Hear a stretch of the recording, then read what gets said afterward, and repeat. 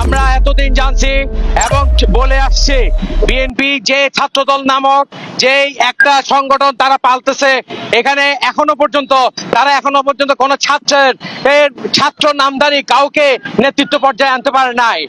কারণ তাদের কোনো পড়াশোনা এডুকেশন কোনো কিছুতেই তাদের ক্লাস পাওয়া যায় না। আর আজকে আমরা তাদের একটাই পরিচয় পেয়েছি, তারা হচ্ছে মোবাইল চোর। তারা ঝিনাইদহের ছাত্রদল মানে মোবাইল চোর। তারা শুধু আমাদের নেতা নাসিরউদ্দিন পাটোয়ারীকে হামলা করেনি, তারা আমাদের ওখানে যারা নেতা নেত্রী ছিল এবং সাধারণ জনগণ ছিল। আপনারা জানেন নাসিরউদ্দিন পাটোয়ারী যেখানে যায় সেখানে শুধু এনসিপি থাকে না, সেখানে সাধারণ জনগণ থাকে। সেখানে সাধারণ জনগণের উপর তারা হামলা করেছে।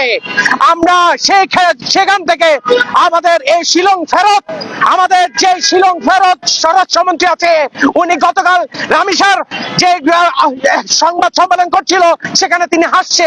তার হাসি দেখে মনে হয়েছিল সেই প্রেতাত্মা শাহজাহান, আমাদের যে আগের মন্ত্রী শাহজাহান ছিল, সেই প্রেতাত্মা আবার ফিরে এসেছে। আমরা এই শিলং ফেরত স্বরাষ্ট্রমন্ত্রীর কাছে আমরা কি চাইবো?